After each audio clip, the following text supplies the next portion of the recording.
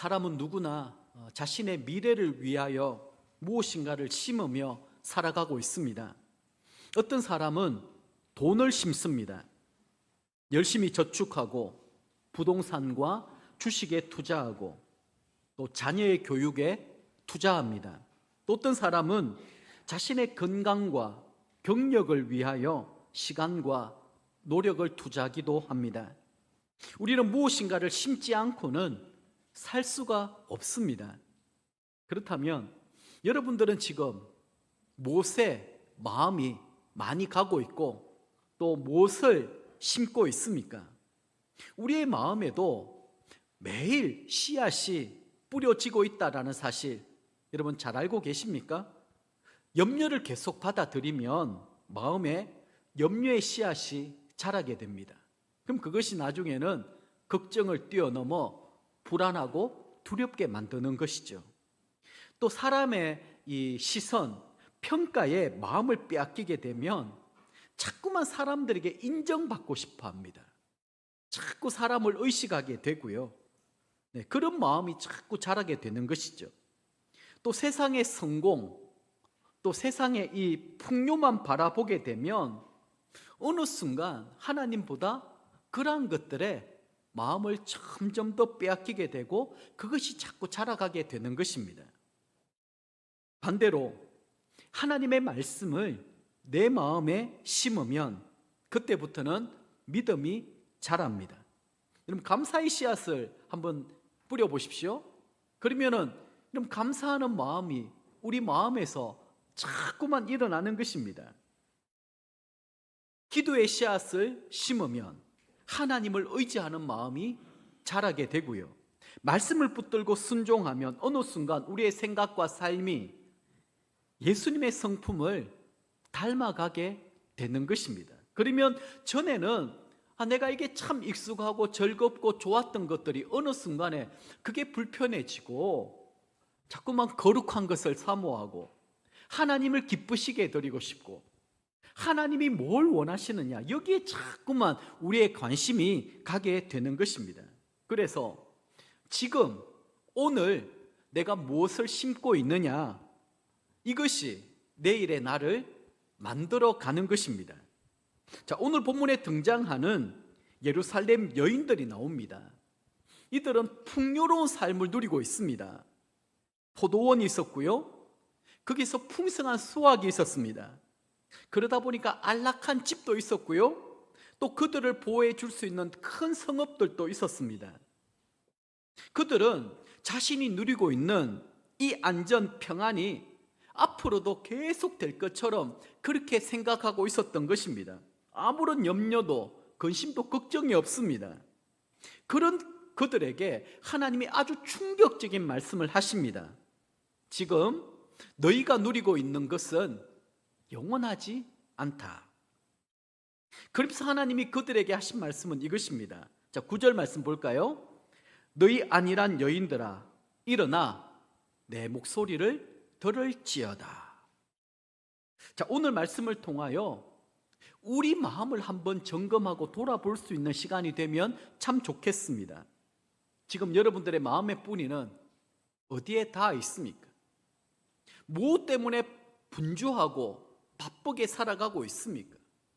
그리고 지금 나는 내 마음에 무엇을 부지런히 심고 있습니까? 어떤 열매를 여러분들은 기대하고 계십니까? 자, 이 질문에 대한 답을 오늘 말씀 가운데 찾아보고 하나님 앞에 새롭게 헌신하고 결단하는 그런 축복의 시간이 될 수 있기를 바랍니다. 자, 첫 번째 주제입니다. 안일함을 심으면 무너집니다. 자, 9절 말씀 한번 읽어볼까요? 너희 안일한 여인들아 일어나 내 목소리를 들을지어다. 너희 없는 딸들아 내 말에 귀를 기울일지어다. 아멘. 자, 지금 이 예루살렘 여인들은 어떤 형편입니까? 안일하다, 염려가 없다, 모든 것들이 만족하고 문제가 없고 풍성한 삶을 살아가고 있는데 그들에게 내 말에 귀를 기울이라 이렇게 말씀하십니다. 여기서 말하는 안일함은요, 단순히 아무 일도 하지 않는 게으름을 두고 하는 얘기가 아닙니다. 하나님 없이도 잘 살 수 있네, 돈도 잘 벌어요, 먹고 사는데 아무런 걱정이 없습니다, 내가 열심히 기도하지 않아도 알아서 다 채워집니다. 그러니까 기도를 해야 되는데 기도할 제목도 없어요. 남부러울 것이 없이 삽니다. 그러다 보니까 지금의 삶이 앞으로도 쭉 계속 이어질 것이라고 생각하는 것, 이것이 바로 영적인 무감각이라고 그렇게 말할 수 있습니다. 다시 말해서 영적 불감증이라고 표현할 수가 있겠지요. 하나님은 이들에게 어떻게 경고하십니까? 자, 얼마 지나지 않으면 지금 너희들이 붙들고 있고 너희들이 자랑하고 너희들이 누리고 있는 이 예루살렘의 이 모든 포도원이 완전히 철거되고 폐허가 될 것이다. 너희들이 그때가 온다라는 사실을 모르고 있기 때문에 너무 안일하고 너무 편안하게 현실의 삶에만 안주하며 살아가고 있는 이 모습이 하나님 보실 때에는 너무 답답하고 안타까우신 거예요. 그들은 집은 잘 지었습니다. 중요한 것은 믿음을 세우지 않았던 거예요. 포도원에 열심히 씨를 뿌렸습니다. 그리고 많은 수확을 거두었습니다. 그때 중요한 것은 그들의 마음밭에는 아무것도 뿌리지 않았다라는 거예요. 이사야 선지자가 이들에게 선포하고 있는 바가 무엇일까요? 10절 말씀입니다. 한번 보십시오. 너 염려 없는 여자들아, 1년 남짓 지나면 너희가 당황하리니 포도 수확이 없으며 열매 거두는 일이 이르지 않을 것임이라. 아멘. 염려 없는 여자들아, 이렇게 부르고 있습니다. 여러분, 우리 그리스도인들에게 있어서 저는 아무 걱정이 없습니다. 그게 마냥 좋은 것은 아닌 것 같아요. 때로는 그 염려와 걱정, 두려움과 불안한 마음이 하나님 앞에 나와 엎드릴 수 있는 계기, 통로가 될 수 있다면 그것은 우리에게 축복이 되는 것이죠. 그래서 우리 그리스도인들에게는 때때로 하나님이 시련도 주시고 고난도 주시고 역경도 주셔서 하나님 앞에 엎드리게 하시고 하나님의 은혜로, 하나님의 능력으로 살아가도록 우리를 도와주시는 것입니다. 자, 1년이 지나게 되면 비로소 당황하게 되는 일들이 일어나게 될 것이다, 그렇게 경고합니다. 왜 당황할까요? 아니, 내 것인데, 내가 누리고 있는데, 영원할 것처럼 생각했는데 갑자기 포도나무에서 수확이 없는 거예요. 포도가 시들시들 말라버립니다. 어떤 열매도 거둘 수가 없습니다. 이유를 알 수가 없습니다. 그리고 도적대가 와가지고 이 포도밭을 완전히 짓밟아 버렸습니다. 막 멧돼지떼가 내려와가지고 모르긴 해도 포도밭을 엉망으로 만들어 버린 것입니다. 그러다 보니까 그들이 지금까지 자랑하고 누려왔던 이 포도원이 순식간에 폐허가 되고 사라지는 이런 일들이 일어나는 거예요. 자, 이럴 때, 이런 경고의 말씀을 들었을 때 예루살렘 여인들이 어떻게 해야 될까요? 아유, 절대로 그런 일이 일어나지 않아. 괜찮아. 걱정하지 마. 그런 일은 없을 거야. 그러면서 버티고 견디는 것이 최상의 방법일까요? 아니면 그래, 이것은 원래 내 것이 아니야, 하나님이 잠시 내게 맡겨주신 것이지 하나님의 것인데 내가 너무 여기에 매여 살아가고 있지 않은지 자신을 돌아보는 거예요. 지금까지 내가 이 포도밭에 정신이 팔려 있었던 것입니다. 돈 버느라고, 그리고 이 돈이 주는 즐거움, 행복감에 빠져가지고 여기에서 다른 어떤 것도 하지 못하는 거예요. 한번 이렇게 한번 생각해 볼까요? 여러분, 예배 드리는 이 시간에 누군가가 일당을 한 100만 원을 줄 테니까 오늘 와서 일 좀 해주십시오. 아마 돈에 매여 있다고 한다면 이 자리에 앉아 있는 것보다, 그래, 예배는 온라인으로 그냥 휴대폰 보면서 드리면 되지, 일을 해야지, 마치 이렇게 되어버린 것입니다. 예배가 형식이 되고 책임감과 의무감이 되어버리고 오히려 세상에서 내가 성공하고 그리고 내가 많이 가지고 누리는 것이 내 삶의 목적이 되어버리는 것입니다. 자, 그렇기 때문에 하나님이 지금 너희들이 가지고 있고 누리고 있는 게 영원한 것이 아니다. 그러면 어떻게 해야 될까요? 내가 이것을 바라볼 게 아니라 이사갈 준비를 해야 되는 거예요. 그 이사갈 준비는 무엇이겠습니까? 이 땅의 삶은 잠깐이고 영원한 하나님의 나라에 우리의 보물을 쌓아두는 삶을 살아가야 되는 거예요. 그래서 하나님은 이사야 선지자를 통하여 이렇게 또 경고하십니다. 11절 말씀 보십시오. 같이 읽습니다. 너희 안일한 여자들아 떨지어다. 너희 염려 없는 자들아 당황할지어다. 옷을 벗어 몸을 드러내고 배로 허리를 동일지어다. 아멘. 안일한 여자, 염려 없는 자, 반복하여 계속 말씀하고 있습니다. 지금 이들이 해야 될 게 뭐라고요? 떨지어다, 당황할지어다, 이렇게 말씀하고 있습니다. 하나님을 두려워하라라는 것입니다. 그날이 반드시 온다라는 것입니다. 지금 예루살렘에 남겨져 있는 시간이 그래 오래 남지 않았습니다.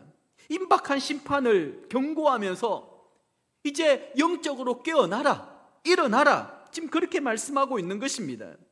지금처럼 계속해서 안일하게 염려 없이 영적 긴장감이 하나도 없이 살아가게 되면 마지막 순간에 후회하고 떨고 당황한다고 한들 아무런 소용이 없는 것입니다.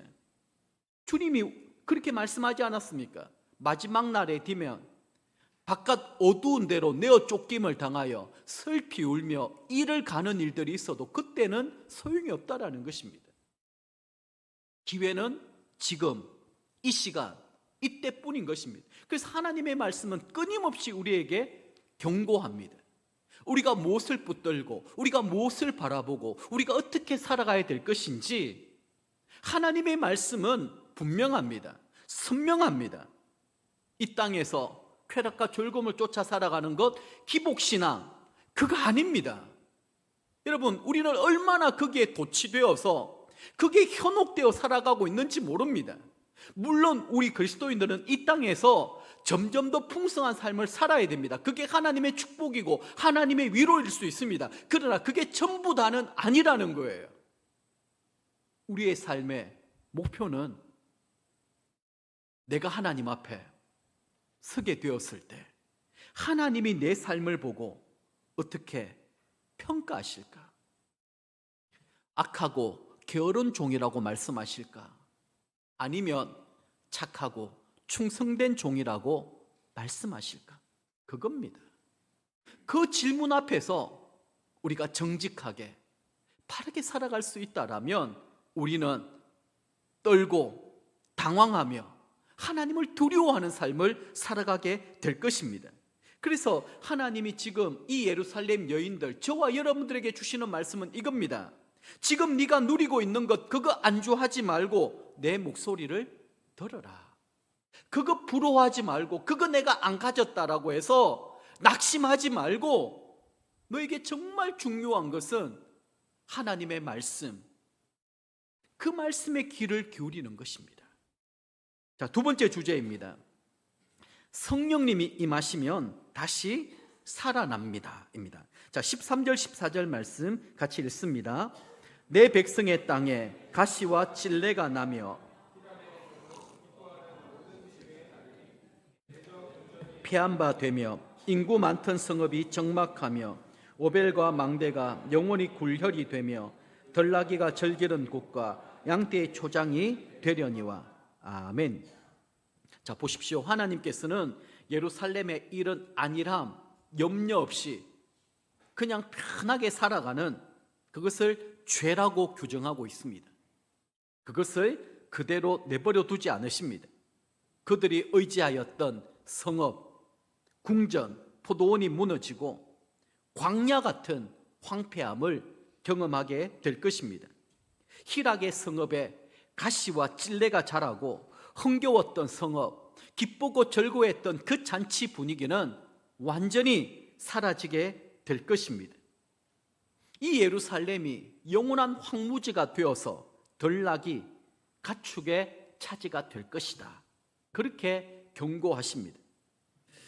하나님은 때때로 우리가 의지했던 것, 우리가 붙들고 있었던 것, 그것을 내려놓게 하시고 광야 같은 거리, 인생의 벼랑 끝으로 몰고 가실 때가 종종 있습니다. 왜 그러실까요? 그 자리에 서야만 하나님을 온전히 의지하고 신뢰하고 하나님을 믿는 믿음이 생기기 때문에 그렇습니다. 이스라엘이 광야에 있었을 때, 가나안 땅에 들어갔을 때 그들의 삶이 어떻게 되었습니까? 아니, 우리 인생을 한번 돌아보십시오. 정말 힘들고 어려웠을 때는 어땠습니까? 그때는 절실함이 있었습니다. 간절함이 있었습니다. 절박함도 있었고요. 그래서 그때는 정말 하나님의 은혜를 많이 누리고 경험했습니다. 근데 이제 먹고 살만하니까 기도할 필요도 이유도 사라져 버린 것입니다. 그게 지금 예루살렘 여자들의 모습이었고 저와 여러분들의 모습이라고 하나님이 우리에게 경고하시면서 다시 한 번 더 우리를 광야로 몰아내시려고 하시는 것입니다. 자, 그 자리에서 하나님은 우리에게 무작정 고생만 시키는 것이 아니라 거기에서부터 하나님의 놀라운 계획, 하나님의 뜻을 우리에게 나타내 보여주십니다. 15절 말씀 같이 한번 읽어보겠습니다. 마침내 위에서부터 영을 우리에게 부어주시리니 광야가 아름다운 밭이 되며 아름다운 밭을 숲으로 여기게 되리라. 아멘. 여러분, 15절 말씀은 여러분들이 줄을 딱 치든지 정말 형광펜을 하든지 이런 말씀을 우리 가슴판에 새겨야 됩니다. 왜냐하면 이 말씀이 가장 중요한 전환점, 터닝 포인트가 되기 때문에 그렇습니다. 마침내 위에서부터 영을 우리에게 부어주신다. 심판이 끝이 아닙니다. 폐허가 끝이 아닙니다. 우리 눈앞에 보이는 광야가 끝이 아닙니다. 마침내 하나님의 때가 되면 하나님께서 다시 일하시는 순간이 찾아온다라는 거예요. 그 회복은 우리의 노력, 우리의 결심에서 이루어지는 것이 아니라 어떻게 해요? 위에서부터 하나님의 은혜가 시작된다라는 거예요.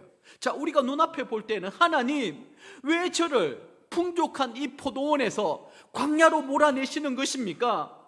왜 저를 인생의 이 낭떠러지로 저를 몰아내시는 것입니까? 너무하지 않습니까?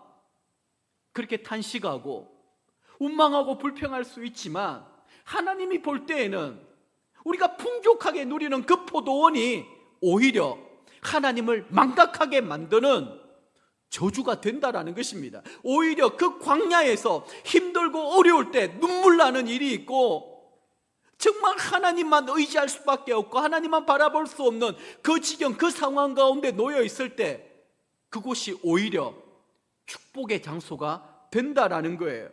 그래서 우리가 보는 그 광야가 아름다운 밭이 되고 그 아름다운 밭이 숲을 이루게 될 것이다. 하나님은 그렇게 우리에게 약속하고 있는 것입니다.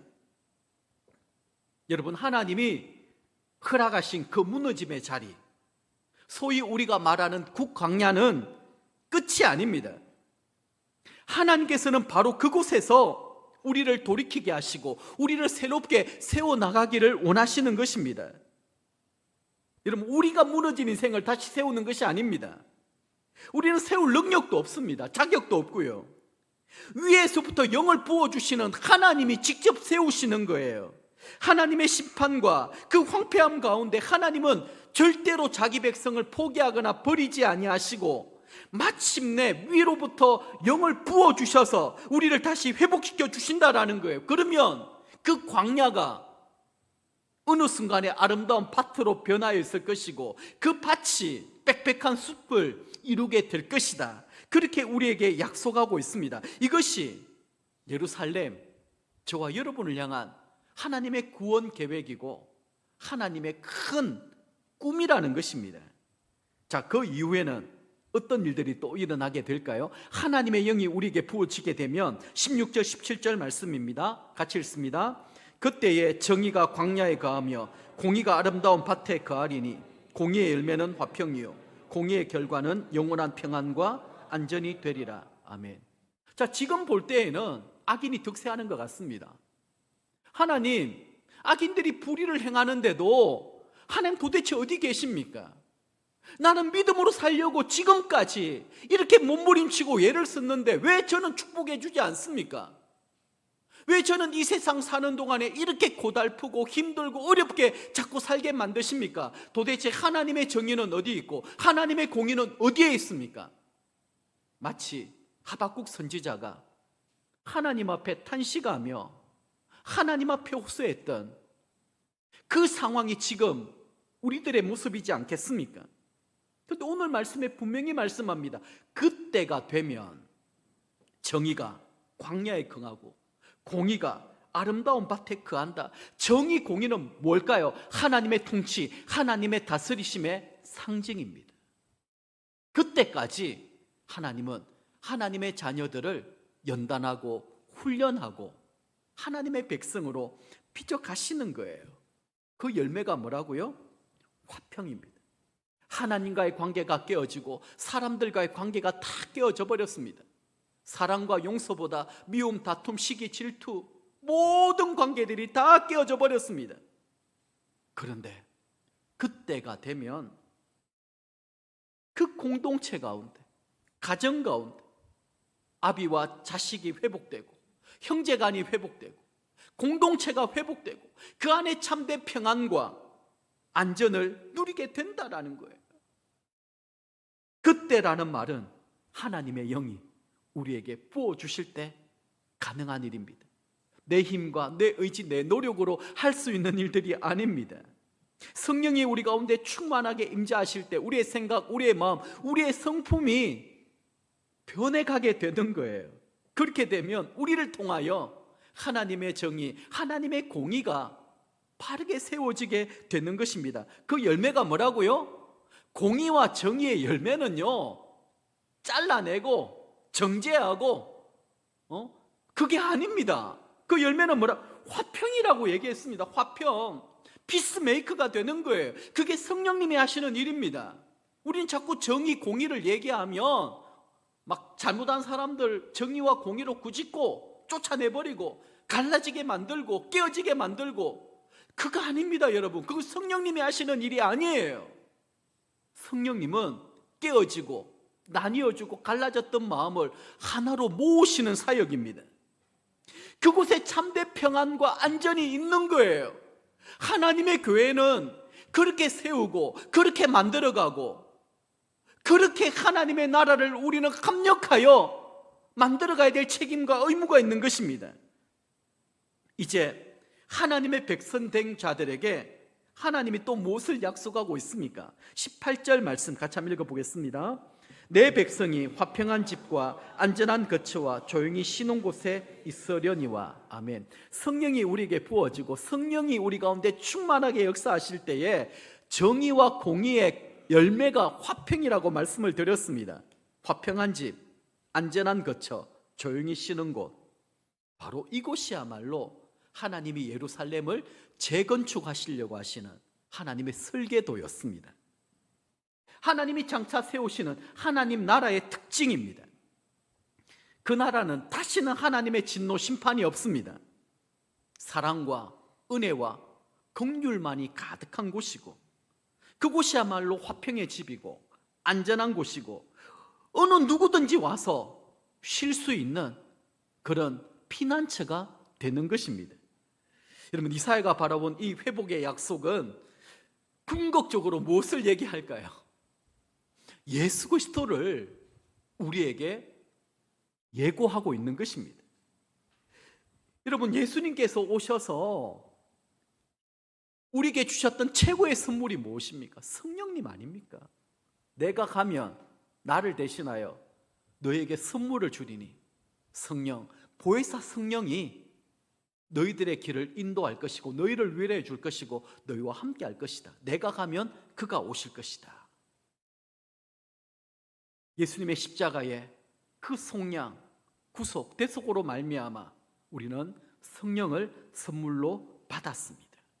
그게 오순절 120명의 그 다락방에 모였던 사람들의 기도할 때의 성령이 불같이 각자의 머리 위에 임하였고, 그들을 통하여 이제는 디아스포라, 흩어진 유대인들이 생기지 않았습니까? 예루살렘에 큰 핍박이 일어나서 사도들과 그 120명의 성도들이 각국으로 흩어져서 순교자가 되었습니다. 그야말로 십자가의 길, 순교자의 삶을 살게 된 것이죠. 그들이 가는 곳곳마다 교회들이 세워지게 되었고, 그 교회가 사회를 변화시키고 사람을 변화시키고 하나님 나라를 확장시켜 나갔던 이 놀라운 역사와 기적이 일어나게 된 것입니다. 이것이 하나님이 꿈꾸시고 계획하셨던 하나님의 나라가 지금 우리 가운데 이루어지고 있지 않습니까? 성령님은 바로 이러한 일들을 행하십니다. 우리 가운데 말할 수 없는 탄식으로 우리를 위하여 기도하시고 우리의 연약함을 도와주시는 분이십니다. 우리의 믿음을 견고하게 붙들어 주시는 분이십니다. 누구든지 성령님을 의지하고 성령님을 신뢰하고 내 속에 성령님의 다스리심과 충만하심을 우리가 구하고 또 구하면 하나님이 우리에게 이런 은혜를 부어주시는 것입니다. 자, 이제 19절 말씀을 한번 보겠습니다. 그 숲은 우박에 상하고 성읍은 파괴되리라. 자, 그들이 자랑하고 그들이 여기서 마음껏 누렸던 그 예루살렘은 지금 어떤 모습이라고요? 겉으로 볼 때에는 울창한 숲처럼 아무 문제 없는 것처럼 편안하고 안전한 것처럼 그렇게 비춰졌습니다. 그런데 그 속은요, 우박에 상하고 점점 파괴되어 가고 있는 것입니다. 지난 주일날 제가 말씀 나눠드렸던 것처럼 마치 캘리포니아의 나무의 집에 흰개미들이 그 안을 갉아먹어서 안이 텅텅 비어 있는 것처럼 마치 그와 같은 거예요. 여러분, 이것이 지금 우리 성도들의 모습이고 한국 교회의 모습은 아닙니까? 경건의 모양은 있는데 경건의 능력이 없는 것입니다. 말은 번지르하게 얼마나 잘하는지 모릅니다. 하나님의 나라는 말에 있지 않고 능력에 있다라고 했습니다. 능력이 없는 거예요. 말은 많고 막 경건으로 주장해가지고 아주 잘 믿고 그럴 것처럼 보이는지 모르겠지만 하나님 앞에서 정직하지 못하고 하나님을 두려워하지 못하고 하나님을 바르게 섬기고 예배하지 않는다고 한다면 그 믿음이 도대체 무슨 믿음입니까? 그것을 하나님은 우리에게 계속해서 말씀하고 있습니다. 겉으로 멀쩡해 보여도 속이 병들어 있고 점점 골마가고 있다고 한다면 그런 문제가 심각한 것입니다. 그게 뭐라고요? 안일함이고 염려 없는 것입니다. 지금 내가 갖고 왔던 이 포도원에 수확이 많고 물질적인 걱정이 없고 하는 일들마다 잘 되는데 안전하다, 평안하다, 그냥 그렇게만 머물러 있는 것입니다. 근데 하나님은 우리를 새롭게 하시기를 원하십니다. 그래서 우리를 광야로 몰아가시고 심판과 징계를 통하여 때로는 우리에게 어려움을 주시기도 하시고 떨고 당황하며 하나님을 붙드는 그런 상황까지 우리를 몰고 가신다라는 거예요. 자, 마지막 세 번째입니다. 자, 이런 상황, 우리가 지금 하나님 행하시는 놀라운 일들을 이제 다 들었습니다. 깨닫게 되었습니다. 그럼 우리는 뭘 해야 될까요? 이제 우리가 해야 될 일들이 무엇일까요? 정말 중요한 것입니다. 말씀을 심으면 미래가 달라집니다. 자, 20절 말씀 같이 한번 읽어볼까요? 20절, 모든 물가에 씨를 뿌리고 소와 나귀를 거리로 모는 너희는 복이 있느니라. 아멘. 자, 우리가 방금 읽었던 이 말씀은 하나님의 심판 이후 회복된 땅에서 다시 씨를 뿌리며 살아가는 복된 모습, 평안하고 안전한 모습을 보여줍니다. 근데 말씀을 잘 보십시오. 모든 물가에 씨를 뿌리고, 자, 물가에 씨를 뿌린다라는 거예요. 왜 그럴까요? 씨를 아무 때나 뿌리면 안 됩니다. 생명력이 있는 곳, 저기 말하는 물가는 생명의 역사가 일어나는 곳. 여러분, 나무의 뿌리가 깊은 물가로 연결되어 있으면 기근이 오고 가물어도 그 나무는 언제나 살아갈 수가 있습니다. 왜요? 물가에 심겨진 나무기 때문에 그렇습니다. 저 물가는 하나님의 말씀이 있고 성령님의 통치가 일어나며 인도하심이 있는 곳입니다. 자, 그곳으로 뭐라고요? 소와 나귀를 거리로 모는 너희는 복이 있다, 그렇게 이야기합니다. 소와 나귀를 거리로 모는, 이렇게 되어 있죠. 거리는 뭡니까? 모든 물가, 방금 읽었던 것, 생명력이 있는 곳, 하나님의 말씀이 있는 곳으로 몰아가는 거예요. 그렇다면 이것을 우리의 삶에 어떻게 적용할 수가 있을까요? 소와 나귀는 하나님이 우리에게 맡겨주신 영혼들을 상징합니다. 여러분, 부활하신 예수님께서 베드로에게 나타나셨어요. 3번이나 물었습니다. 뭐라고요? 시몬의, 요한의 아들 시몬아, 네가 나를 사랑하느냐? 주님, 제가 주님을 사랑합니다. 그랬을 때 뭐라고 말씀하셨습니까? 내 양을 치라, 내 양을 치라, 내 양을 먹이라, 그렇게 말씀하지 않았습니까? 그걸 여러분들이 생각해 보십시오. 이미 우리는 1대지, 2대지를 마쳤습니다.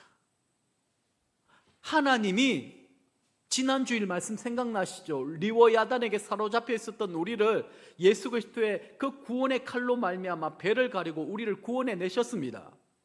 그리고 포도원에, 하나님께서 갖고 오신 그 포도원에 우리를 안전하게 살게 해주셨습니다.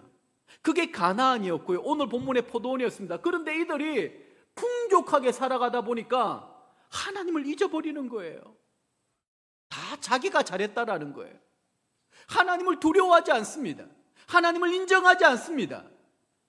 아니라면 뭐라고요? 하나님 없이 내 힘으로, 내 능력으로 얼마든지 잘 살 수 있다라고 하는, 그게 영적 게으름이고 영적 불감증이라고 말씀을 드렸습니다. 그런데 그런 우리들을 새롭게 하시기 위하여 다시 광야로 몰아내시고 수술을 통하여 아수르의, 바벨론의 포로로 끌려가고 그 70년의 세월이 지났을 때에 비로소 그들은 하나님의 은혜, 사랑을 깨닫게 되지 않습니까? 그리고 다시 귀환을 하게 되어서 예루살렘 성벽을 다시 재건하고 다시 예루살렘을 세우지 않습니까? 우리는 이미 그 결과를 알고 있습니다. 그래서 우리가 할 일은 무엇일까요? 소와 나귀입니다. 우리가 목자가 되어야 된다라는 거예요. 양을 쳐야 된다라는 것입니다. 나 혼자 잘 믿고 잘 살아서 될 문제가 아니라 소와 나귀를 끊임없이 모든 물가로 몰아가는 이 일들을 해야 된다라는 거예요. 그래서 소와 나귀는 하나님이 우리에게 맡겨주신 영혼들을 상징합니다. 우리의 집 나간 첫사랑을 잃어버린 자녀일 수 있고요, 부모일 수 있고요, 형제 자매일 수 있고요, 우리 이웃이 될 수 있으며 우리가 VIP라고 부르는 사람들입니다. 우리 교회는 끊임없이 이들에게 관심을 가지고 사랑과 열정을 쏟아부어야만 합니다. 그렇다면 어떻게 이 회복의 은혜를 그들에게 알려주고 또 그들에게 흘려보낼 수 있을까요? 물가, 생명이 흐르는 자리로 몰고 가기만 하면 되는 것입니다. 그곳은 바로 말씀과 복음이 선포되는 자리입니다. 우리 교회는 이 VIP를 바른 곳으로 물가로 인도할 준비가 되어 있는 교회입니다. 화려하고 막 대단한 것은 없다 할지라도 정말 우리 교회는 주님의 꿈과 소원을 이루어 드리기 위하여 시작한 드림, 주님의 꿈을 이루어 드리기 위한 드림 향상 교회입니다. 그런 분들을 하나님의 나라를 맛볼 수 있는 목장으로 초대하고, 그리고 이곳 예배의 자리로 인도하고, 그리고 복음의 진수를 깨달을 수 있는 예수님 영접 모임에 그들을 몰아가는 것입니다. 그리고 담임 목사인 저와 함께 12주 13주 동안 생명의 삶 공부를 하면서 하나님이 누구신지, 예수님 누구신지, 성령님 누구신지, 어떻게 믿는 것인지, 구원이 무엇인지, 교회라 무엇인지, 하나님의 자녀가 된 우리가 이제 어떻게 살아야 될 것인지, 내가 어떻게 헌신해야 될 것인지, 이러한 것들을 배우게 되는 것입니다. 뿐만이 아닙니다. 이제 목장에 들어가게 되면 우리 목자 목녀님들과 4주 동안 확신의 삶 공부를 하게 됩니다. 다시 한 번 더 하나님과의 관계를 굉장히 밀접하게 아름답게 이어주는 그런 역할들을 하게 될 것입니다. 그리고 우리 교회는 잘 알다시피 매일 성경으로 큐티하는 교회입니다. 말씀이 이끌어가는 공동체입니다. 그래서 저도 한 주간 동안 큐티하고 묵상하고 은혜 받은 말씀을 여러분들과 함께 나누는 것입니다. 지금은 이사야 말씀을 우리가 계속 나누고 있고요, 계속해서 우리는 매일매일마다 주시는 그 말씀을 붙들고 말씀의 인도함을 받아야 됩니다. 그래서 우리는 말씀 묵상의 삶이 있습니다. 특별히 우리 현천순 권사님이 또 향상교회에서도 그것을 인도하고 있고 우리 교인들에게도 그렇게 인도하고 있습니다. 매주 월요일마다 또 수요일 오후에 말씀 묵상의 삶을 인도하고 계시고요. 또 우리 직장인들 또 바쁘신 분들을 위하여 온라인으로 말씀 묵상의 삶을 또 우리 박상철 목자님이 우리 현천수 권사님의 수제자거든요. 그래서 잘 훈련받고 배워서 하나님 말씀을 잘 묵상하고 우리의 삶에 적용하는 또 이런 여러분 그 일들을 하고 있습니다. 얼마나 풍성합니까? 이런 교회가 어디에 있습니까? 이번 가을 동안에 정말 여러분들이 배우고 확신한 일 한번 그해 봤으면 좋겠습니다. 언제까지 이렇게 살 수 없잖아요. 아니라고 염려 없는 예루살렘 여인처럼 살 수 없잖아요. 곧 무너지게 될 이것 붙들고 살아가게 될 때에 마지막 순간에는 당황하고 그때는 슬피 울며 이를 가는 일들이 있을 것이라고 성경이 우리에게 그렇게 말씀하고 있지 않습니까? 우리가 사람을 변화시키는 것이 아닙니다. 보십시오. 소와 나귀를 물가로 인도하는 그 자체가 복이 있다. 그렇게 말씀하고 있습니다. 어떤 결실을 맺고 열매를 맺어라 그 말하지 않습니다. 그래서 우리가 할 일은 뭐냐? 목장으로 초대하고 예배의 자리로 인도하고 예수님 영접 모임에 초대하고 생명의 삶으로 연결하여 말씀을 계속해서 심어주는 것, 여기까지입니다. 여기까지가 우리의 역할입니다. 그 이후에는 사람의 마음을 변화시키는 것은 성령님이 하시는 일입니다. 우리는 씨를 뿌리고 성령님은 열매를 맺게 하십니다. 그래서 이 시간에는 우리 목자 목녀님들에게 좀 부탁을 드리고 싶습니다. 사람을 변화시키려고 너무 애쓰지 마십시오. 그러다 보면 내가 실망하고 상처받고 지치게 됩니다. 내가 자꾸 어떤 열매를 기대하면. 그런데 이사야 53장 말씀을 보면 우리는 다 양 같아서 각기 제 길로 갔거늘이라고 되어 있습니다. 그게 우리의 본성이에요. 우리는 누군가의 지도, 다스림 받는 거 별로 좋아하지 않습니다. 그런데 우리 목자 목녀님들이 얼마나 많이 섬깁니까? 얼마나 많이 기도합니까? 얼마나 많이 예를 쓰고 있습니까? 그런데 중요한 사실은 우리는 사람을 변화시키는 사람이 아닙니다. 그저 씨를 뿌리는 사람에 불과합니다. 기도하며 씨를 뿌리고 사랑하며 씨를 뿌리고 말씀으로 씨를 뿌리십시오. 그들을 변화시키고 자라게 하시는 분은 내가 아니라 하나님이십니다. 그래서 성령도 어떻게 해요? 나로부터 임하는 것이 아니라 위로부터 임하는 거예요. 하나님의 전적인 은혜입니다. 우리는 결과를 만들어내는 사람이 아니라 그저 충성스럽게 울며 씨를 뿌리는 사람입니다. 거기에 만족하고 거기까지 내 역할인 줄 우리가 하나님 앞에 맡겨놓을 때 우리는 자유할 수가 있는 것입니다. 말씀을 정리하겠습니다. 사랑하는 성도 여러분, 오늘 우리에게 하나님께서 이렇게 물으십니다. 너는 지금 무엇을 심고 있느냐? 염려를 심고 있습니까? 사람의 시선, 인정을 심고 있습니까? 세상의 성공을 심고 있습니까? 아니면 하나님의 말씀을 오늘 또 심고 계십니까? 기억하십시오. 안일함을 심으면 무너집니다. 성령이 임하시면 다시 살아납니다. 말씀을 심으면 우리의 미래가 달라집니다. 오늘 하나님께서 우리에게 맡겨주신 동산이 있습니다. 그 동산이 무엇일까요? 내 마음이고요, 우리 가정이고요, 우리 직장이고요, 그리고 우리 자녀이고 우리 목장이고 지금 우리 공동체, 어쩌면 우리가 품고 있는 VIP라고 말할 수 있습니다. 오늘부터 다시 씨를 뿌리십시다. 같이 한번 우리 읽어볼까요? 이런 결단이 오늘 말씀의 결론이 되면 참 좋겠습니다. 같이 읽습니다. 시작. 내 마음에는 말씀을 심겠습니다. 내 가정에는 믿음을 심겠습니다. 내 목장에는 사랑을 심겠습니다. 내 VIP에게는 복음의 씨를 심겠습니다. 아멘. 우리는 씨를 뿌리고 성령님은 열매를 맺게 하십니다.